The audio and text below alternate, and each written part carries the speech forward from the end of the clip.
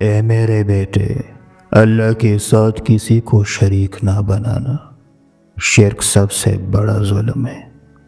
اے میرے بیٹے، نماز قائم کرو، نیکی کا حکم دو، برائی سے روکو اور صبر سے کام لو، یہ بڑی حوصلے کا کام ہے۔ زمین میں اکڑ کر مت چلو، بے شک اللہ تکبر کرنے والوں کو پسند نہیں کرتا۔ اپنی چال میں میانہ روی اختیار کرو اور اپنی آواز دھیمی رکھو، کیونکہ سب سے بری آواز گدی کی ہے۔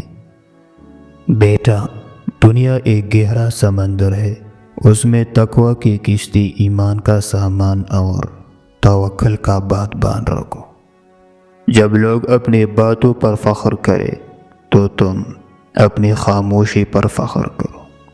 سچ بولنا، امانت کو ادا کرنا اور اپنی زبان کی حفاظت کرنا، یہ حکمت کی علامت ہے۔ ایسا علم بے فائدہ ہے جس پر عمل نہ کیا جائے۔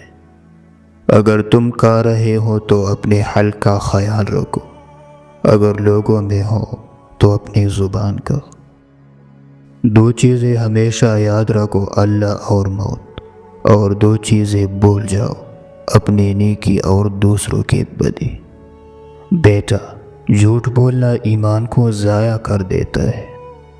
جو تمہیں نصیحت کرے اور تم سے محبت کرتا ہے، لوگوں کے ساتھ حسن اخلاق سے پیش آؤ، کیونکہ اخلاق سب سے بڑی دولت ہے۔